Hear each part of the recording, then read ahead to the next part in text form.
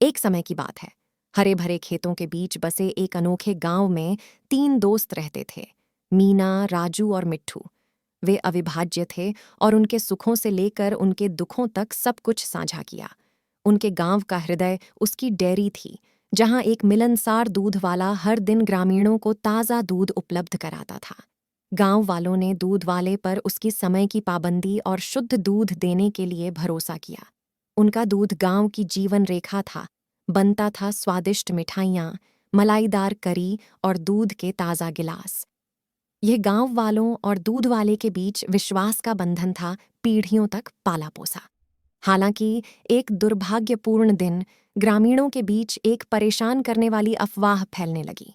फुसफुसाहट हुई कि दूध वाला शुरू हो गया है, अपना मुनाफा बढ़ाने के लिए दूध में पानी मिलाकर मिलावट करता है। यह खबर जंगल की आग की तरह फैल गई, जिससे ग्रामीणों में चिंता फैल गई। मीना, राजू और मिट्ठू, जो अपने गांव और उसकी खुशहाली को महत्व देते थे, ने फैसला किया कि वे अपने प्रिय की पवित्रता के बारे में चुपचाप नहीं बैठ सकते। दूध से समझौता किया गया। वे एक साथ इकट्ठा हुए और सच्चाई को उजागर करने की एक योजना लेकर आए।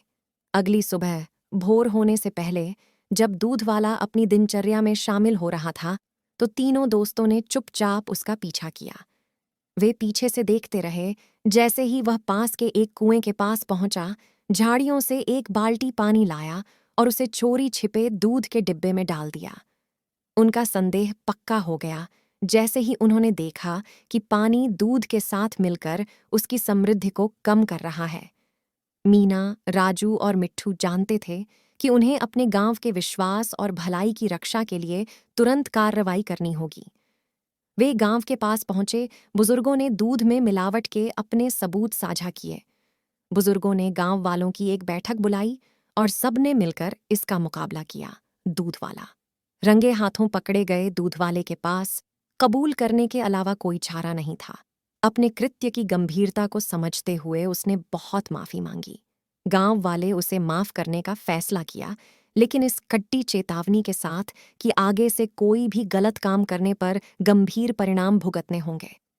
समस्या के समाधान के साथ ग्रामीण शुद्ध और मिलावट रहित दूध का आनंद लेने के लिए वापस चले गए, जिसे वे हमेशा से जानते थे और उस पर भरोसा करते थे।